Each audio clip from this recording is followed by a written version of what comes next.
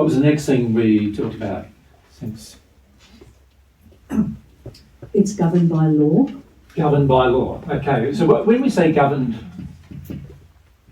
by law, we're also really saying that the law is the truth, but we're really also saying that the law is a mathematical set of structures that govern how the universe works. So you could actually say the mass of the universe is the truth of the universe. Does that make sense? Because we said last week, remember, that the universe, everything the way the universe works is mathematical in its nature. So there's a very complicated mass actually involved in the universe, because there are very complicated mass involved in multi-dimensional existence in space, and the universe has multi-dimensions.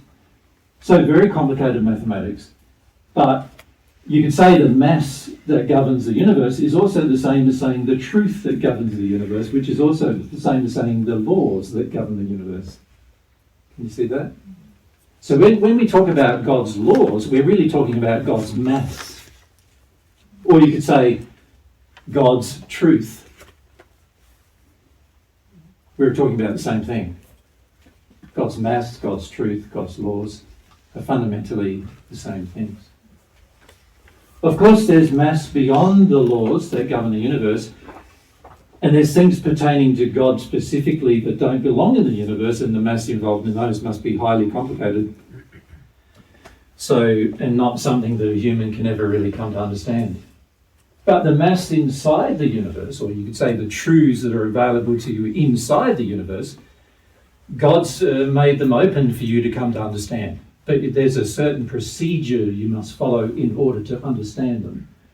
Because there's certain things you cannot understand without receiving parts of God in order to understand them. You need to receive a part of the infinite being in order to be able to understand what the infinite being has created.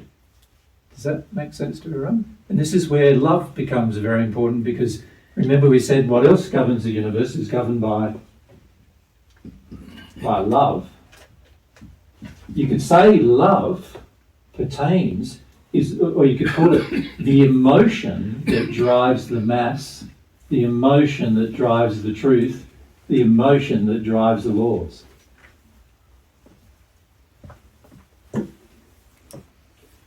So here we're specifically talking about God's love is the emotion that drives those things. The truth, the mass of the universe, the laws of the universe. So the universe itself is governed by love. So one of the fastest ways to understand different parts of the universe is to learn how God loves, and then you'll start to learn why God did things in the universe.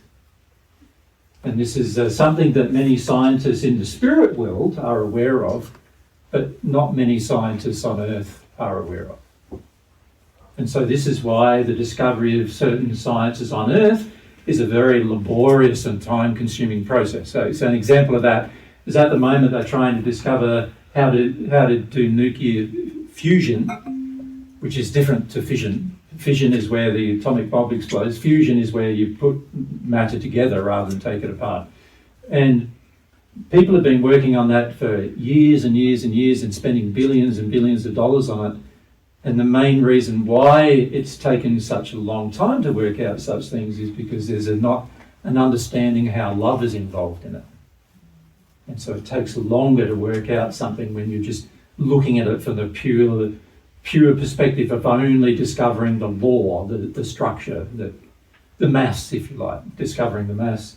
Discovering the mass without the love is pretty hard. And in fact, once you reach the sixth sphere of the spirit world, which is the perfect natural man, there's all sorts of laws the perfect natural man cannot understand. You can't even understand them with any of your mind. That's way beyond the capacity of the human mind to even grasp.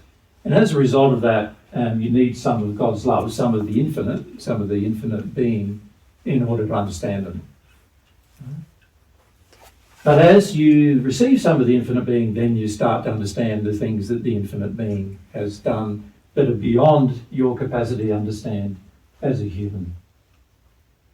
So remember a few weeks ago we talked about the natural human, the limitations of the natural human.